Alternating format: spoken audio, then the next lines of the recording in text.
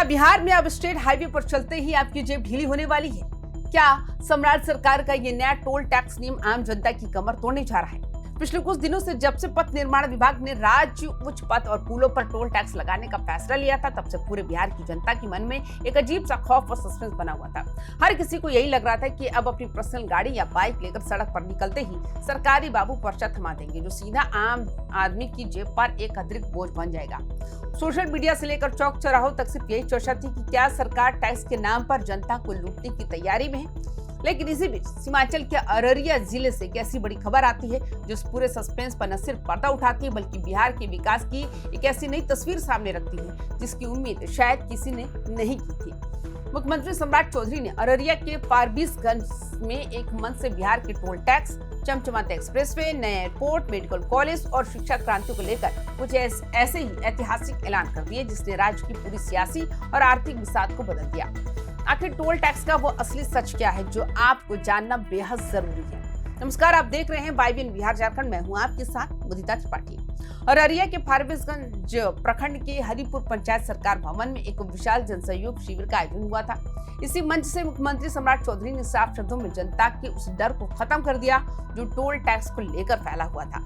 सरकार की नीति पूरी तरह से साफ हो चुकी है कि बिहार के आम नागरिकों और उनकी निजी वाहनों यानी आपकी अपनी कार, बाइक या पर्सनल गाड़ियों पर स्टेट हाईवे और पुलों पर 1 रुपए का भी टोल टैक्स नहीं लगने जा रहा है। जी हाँ, ये बहुत बड़ी राहत है। सरकार का ये नया टैक्स नियम केवल और केवल व्यावसायिक वाहनों यानी कमर्शियल ट्रकों, बसों और लोडिंग गाड़ियों पर ही लागू होगा। इसके पीछे का आर्थिक गणित भी बहुत दिलचस्प है। सरकार का सोचना है कि जो भारी कमर्शियल गाड़ियां सड़कों का इस्तेमाल करके व्यापार कर रही हैं, उनसे मिलने वाले रेवेन्यू का इस्तेमाल सीधे उन सड़कों के रखरखाव और नए पुलों के निर्माण में किया जाएगा ताकि आम जनता को चलने के लिए विश्व स्तरीय सड़कें मिल सके। इस एक फैसले ने साफ कर दिया है कि बिहार सरकार विकास की रफ्तार भी बढ़ाना चाहती है और अपनी जनता की जेब पर आंच भी नहीं आने देना चाहती। अब उन अफवाहों पर पूरी तरह विराम लग चुका है जो इस नीति को लेकर फैलाई जा रही है। टोल टैक्स के बाद जो दूसरा सबसे बड़ा धमाका मुख्यमंत्री ने किया वो है बिहार का नया एजुकेशन मॉडल। बिहार के ग्रामीण इलाकों की सबसे बड़ी समस्या ये रही कि उच्च शिक्षा और प्रतियोगी परीक्षाओं की तैयारी के लिए बच्चों को अपना घर छोड़कर पटना, रांची या दिल्ली, कोटा भागना पड़ता है। लेकिन अब सम्राट सरकार इस पूरी व्यवस्था को जमीन पर बदलने की तैयारी में है। आने वाली 15 जुलाई तक राज्य के उन सभी बचे हुए 213 प्रखंडों में डिग्री कॉलेज की व्यवस्था को 100% पूरा कर लिया जाएगा जहां अब तक कॉलेज नहीं थे। यानी अब बिहार के सभी 534 प्रखंडों में बच्चों को अपने घर के पास ही कॉलेज की पढ़ाई मिलेगी। अब बात करते हैं उस इलाके की जिसे कभी विकास की दौड़ में बहुत पीछे छोड़ दिया गया, यानी हमारा सीमांचल और अररिया का क्षेत्र। फारबिसगंज और अररिया के लोगों के लिए इस मंच से एक साथ कई बड़ी सौगातें दी गई। सबसे बड़ी खुशखबरी फारबिसगंज एयरपोर्ट को लेकर आई है, जिसके लिए सरकार ने जमीन की उपलब्धता पूरी कर दी है और अगले ही वित्तीय वर्ष से यहाँ निर्माण कार्य भी शुरू करने का पूरा टारगेट सेट कर दिया गया। इसके साथ ही अररिया में बनने वाले भव्य मेडिकल कॉलेज के लिए भी जमीन फाइनल हो चुकी है और बहुत जल्द इसका भव्य शिलान्यास होने जा रहा है।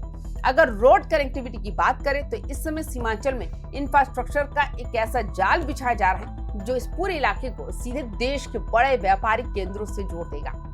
4 लेन सड़कों का काम बेहद महत्वाकांक्षी सिलीगुड़ी गोरखपुर एक्सप्रेसवे, कोसी मेची लिंक नदी परियोजना, बैरगाछी सिकटी सड़क, रानीगंज सुकेला बाईपास और सुभाष चौक पर बनने वाला ROB, ये वो परियोजना है जिन पर इस वक्त युद्ध स्तर पर काम चल रहा है। जब ये सारे प्रोजेक्ट्स जमीन पर उतरेंगे तो सीमांचल के युवाओं के लिए रोजगार और व्यापार के इतने नए अवसर पैदा होंगे कि पलायन की समस्या पर काफी हद तक लगाम लग जाएगी। अब इस विशाल विकास मॉडल को चलाने के लिए पैसों की जरूरत होती है और यहीं पर काम आया है केंद्र और राज्य का वो डबल इंजन जिसकी चर्चा अक्सर होती है। प्रधानमंत्री नरेंद्र मोदी के विकसित भारत और मुख्यमंत्री सम्राट चौधरी के समृद्ध बिहार के सपने को पूरा करने के लिए केंद्र सरकार ने अपनी तिजोरी पूरी तरह खोल दी है।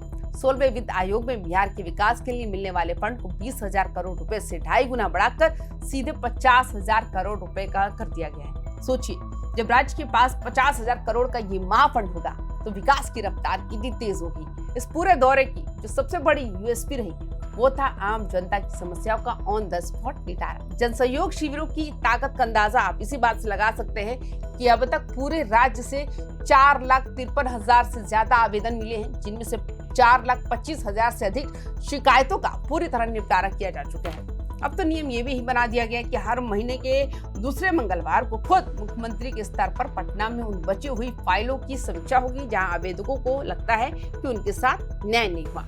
यानी सरकार अब सिर्फ सचिवालय में नहीं बैठ रही बल्कि खुद चलकर गांव-गांव पहुंच रही है। तो दोस्तों, बिहार के इस नए विकास मॉडल पर्सनल गाड़ियों को टोल टैक्स से मुक्ति और शिक्षा सुरक्षा पर चल रहे इस महाअभियान को आप किस तरह से देखते हैं? क्या आपको लगता है कि 50,000 करोड़ की इस भारी फंड से बिहार वाकई एक समृद्ध राज्य बनने की राह पर चल पड़ा है?